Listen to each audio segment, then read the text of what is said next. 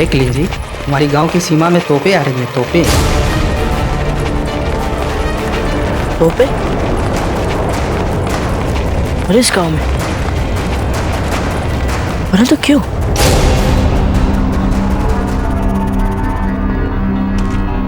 ये तोपें क्यों नहीं आ रही हैं अब तक? आती होगी हुजूर, फौज के पिछले हिस्से से आ रही है ना। हमें लगता था हुजूर इनका इस्तेमाल चित्तौड़ के किले को तोड़ने में करेंगे, इसीलिए इन्हें सबसे पीछे रखा था। क्या कहा तूने? बदतमीज आदमी, तू बैरम खान से कह रहा है कि हम यहां फंस गए, ये जंगल पार करके राजपुताना नहीं पहुंच पा रहे हैं, अटक गए, ये कहना चाह रहा है ना तू? मेरा ये कहने का मतलब नहीं था हुजूर। तो क्या मतलब? नहीं समझा हमें क्या मतलब था तेरा।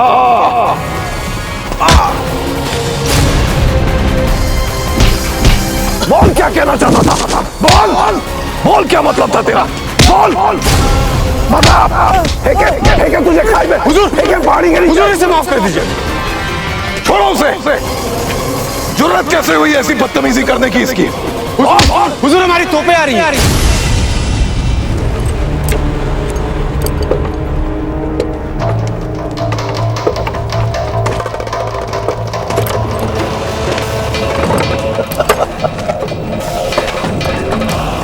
तोपें आ गई।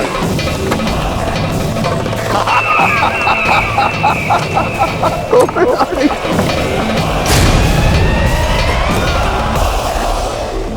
भारी सामान द्वार पर रख दो शीघ्र। लई जितनी कठोर हो उतना अच्छा है। मिर्ची का बुरादा कम नहीं होना चाहिए, तेल और खौलता होना चाहिए। जल्दी शीघ्र। रानी सा, थोड़ा हाथ लगा दे, इसे उठाने में बहुत भारी है ये। हाथ खराब हो जाएंगे हमारे, भारी है। बेना, यदि आपके हाथ मैले हो जाएंगे तो दोबारा धुल भी जाएंगे, परंतु एक बार आपकी मान मर्यादा चली गई तो फिर वापस नहीं आएगी। चलिए सहायता कीजिए इनकी।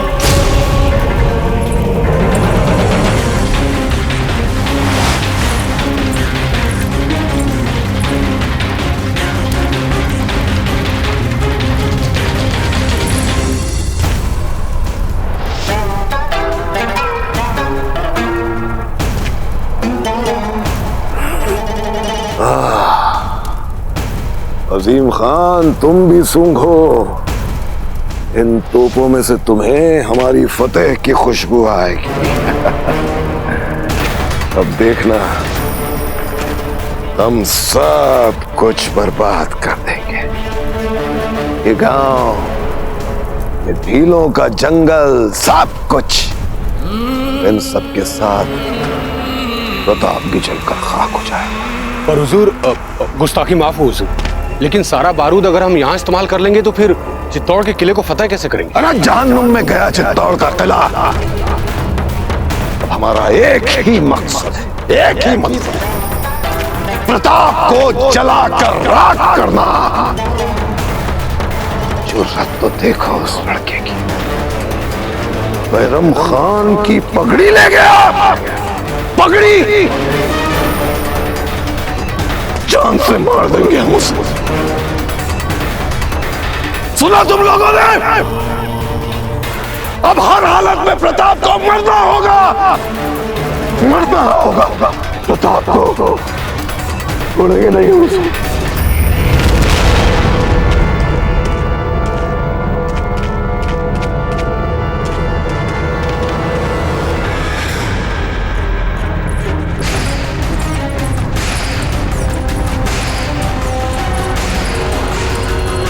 देख लीजिए, अब हम कैसे जानेंगे कि वे लोग गुरुवर को बारूद लाने किस ओर ले गए?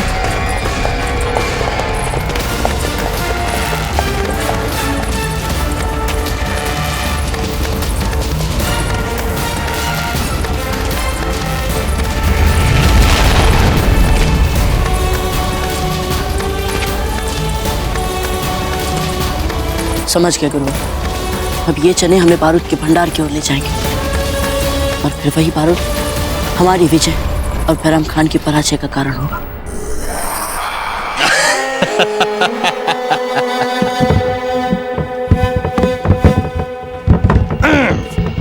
हुकुम, महल का द्वार भीतर से बंद है, खुल नहीं रहा है। मूर्ख, अधर्मी, इस बात का ज्ञान नहीं है आपको कि जब भगवान एक द्वार बंद कर देते हैं तो द्वितीय द्वार खोल देते हैं। ऊपर खिड़की की ओर दृष्टि कीजिए, द्वार को छोड़िए, खिड़की से भीतर जाइए, जाइए।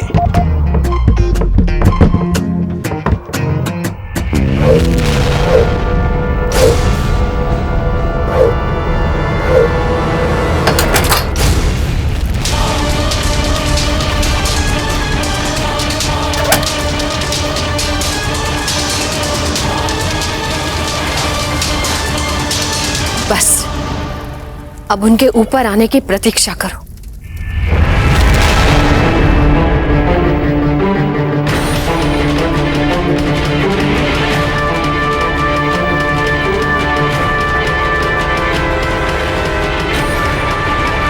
तेल शीघ्र नीचे डाला जाए।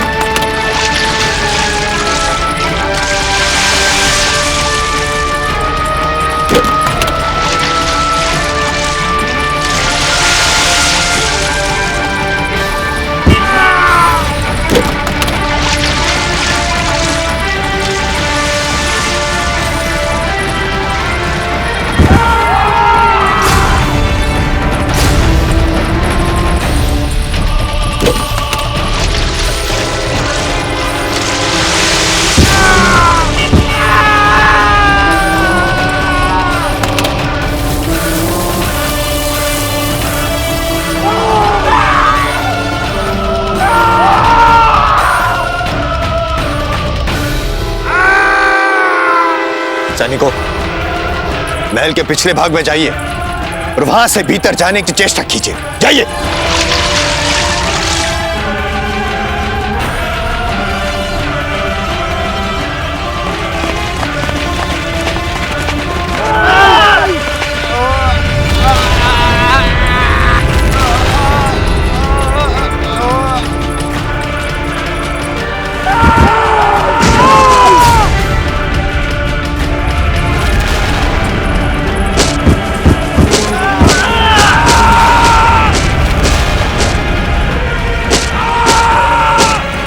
घूम रहे हो। बहुत जल्द हम दुर्ग के दक्षिण भाग तक पहुंच जाएंगे, जहां से अंदर जाने के लिए गुप्त सुरंग का गुप्त द्वार मिल जाएगा। रुकिए राव जी। क्या हुआ राणा जी?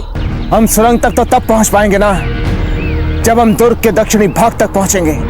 घबराइए मत राणा जी, दुर्ग के दक्षिणी भाग की निगरानी के लिए सैनिकों की तैनाती का विचार भी नहीं आया होगा सुरतन सिंह को। उधर देखिए राव जी।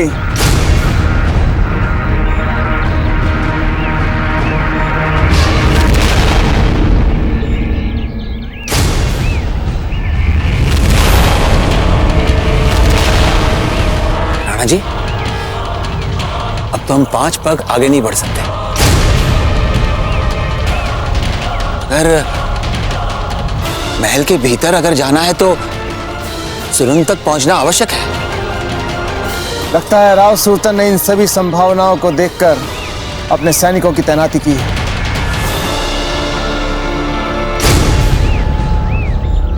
राणा जी, वो देखिए,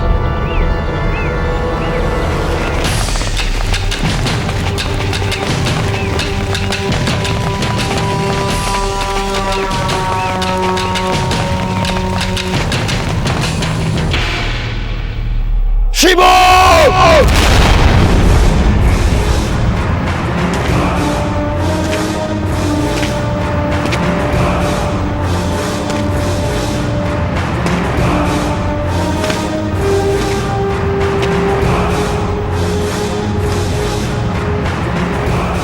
हुकुम।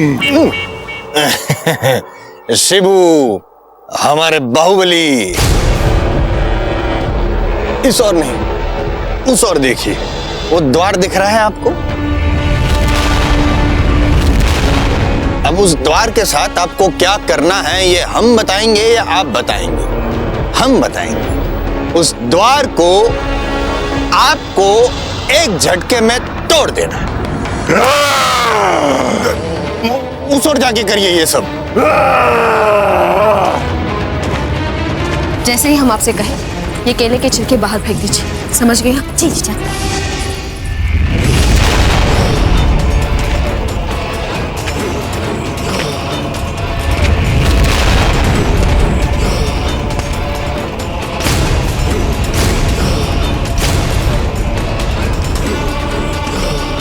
फेंक दीजिए सजा बिना।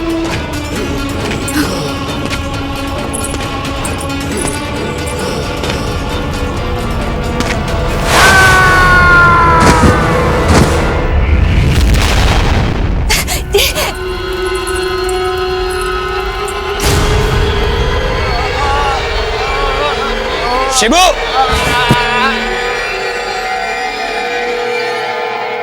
उठाओ शिबू।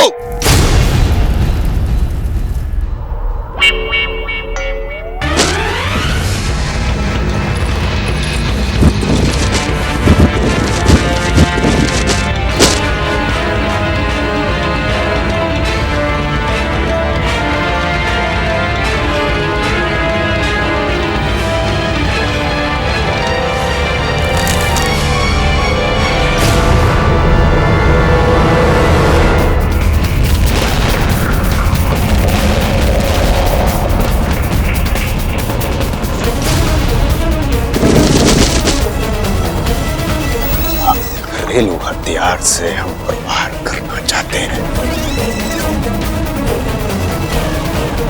परंतु राव सुल्तान से जीत नहीं सकेंगे आप।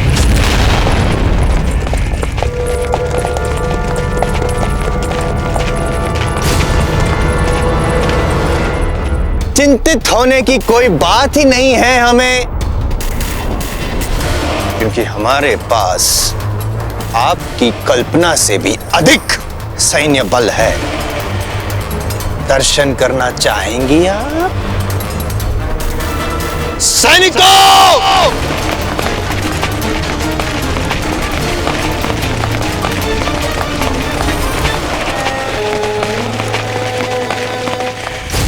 अरे, ये तो और सैनिक आ गए। जीजा, यदि ऐसा ही चलता रहा तो बहुत ही शीघ्र हमारा भंडारा समाप्त हो जाएगा। फिर जीजा के पास हमारे जीवित रहने के लिए देने को बहाने भी समाप्त हो जाएंगे। हमारा मरना हमारी नियति बनता जा रहा है। नहीं, ये निराश होने का समय नहीं है। हमें भगवान का नाम लेकर आक्रमण करते जाना है। और तेल ला। अब तो सारा तेल समाप्त हो गया है महारानी सा। क्या? गुड़ गरम करो कढ़ा में। गरम गरम पिघला गुड़ भी जान ले सकता है शत्रु की। महारानी साहब, जलावन भी खत्म हो गए हैं। कोई बात नहीं, जितनी भी पोटलियां बची है सब ले आओ।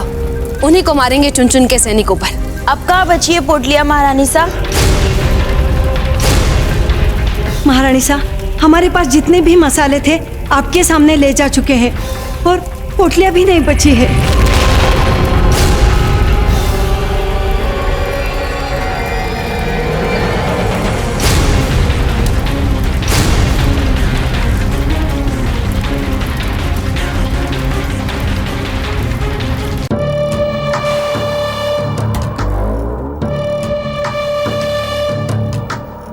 अचानक इतनी शांति कैसे हो गई?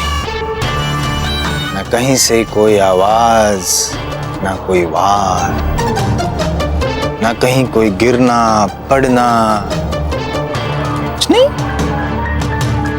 ऐसा प्रतीत होता है जैसे सारी रानियां थक गई है, क्षणिक विश्राम कर रही है।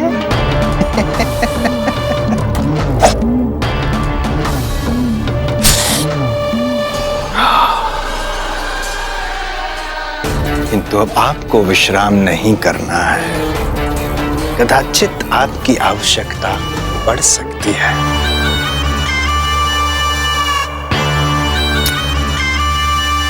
सैनिकों!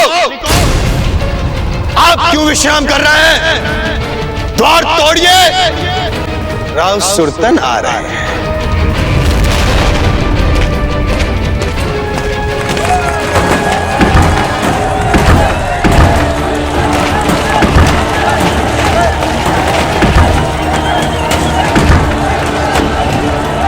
और जोर से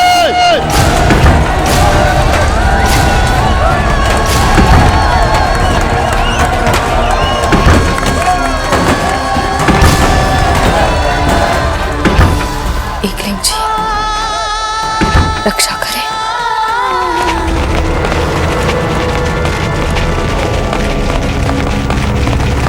जल्दी चलो। तू चने खा रहा है कम वक्त? तुझे क्या यहां सैर करने के लिए लाया हूं मैं? हाँ, चल।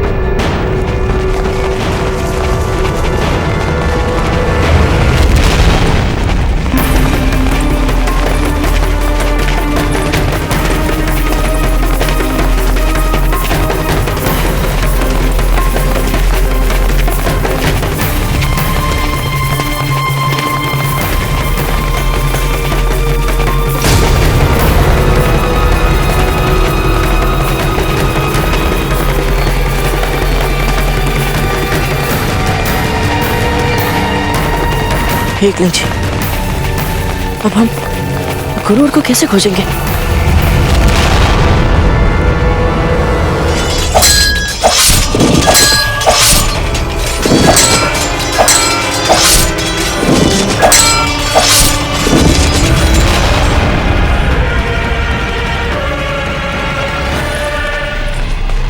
गुरुवर तक पहुंचाने वाली चनों के संकेत भी यही थम गए। अब हम कैसे गुरुवर तक पहुंचेंगे और बैराम खान के बारूद का भंडार का पता कैसे चलेगा हमें?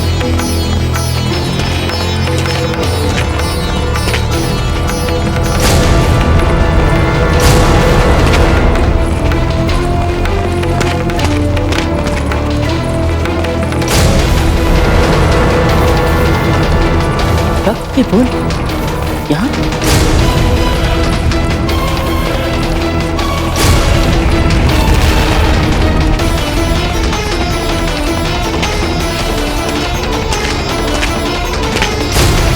एक के बाद एक रक्त की बूंदें, अर्थात जहां से चनों के संकेत थमे वहीं से रक्त की बूंदें हमें दिशा बताना आरंभ कर रही।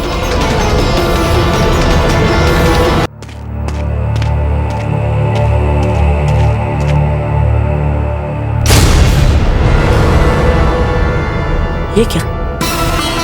रक्त की बूंद यहीं तक? अर्थात बारूद का भंडार यहीं कहीं होना चाहिए। ये रक्त वाले संकेत भी गुरुवर के बनाए हुए प्रतीत हो रहे हैं। जल्दी करो निकम्मो।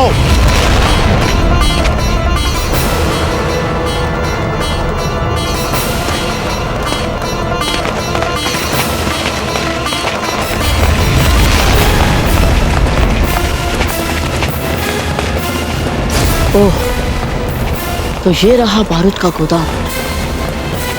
इसे तो हम कभी खोज नहीं पाते। ये दुष्ट बैराम खान इतनी चालाकी से गांव के झोपड़ों के पास छिपे गुफा में अपना गोदाम बनाया हुआ ताकि किसी को पता न चल पाए। अच्छा हुआ कि गुरुवर ने हमें यहाँ तक आने के लिए संकेत दिया।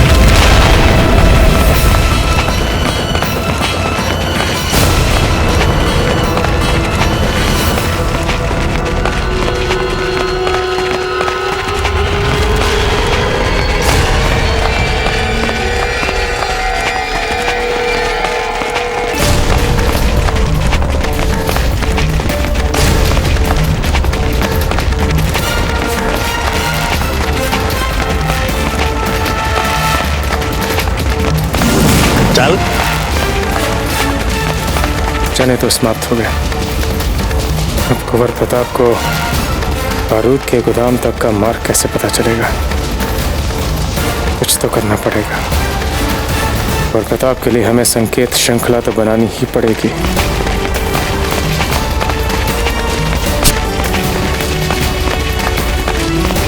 अपराग से करेगा गुरु अपने शिष्य का मार्गदर्शन। तैयार हो जा बैराम खान, अपनी इस लंका को चलते हुए देखने के लिए तैयार हो जा। ए, बेवकूफ, क्या कर रहा है वहां बैठ के? चल उठ जा, बहुत काम है अभी, चल। जी हुजूर।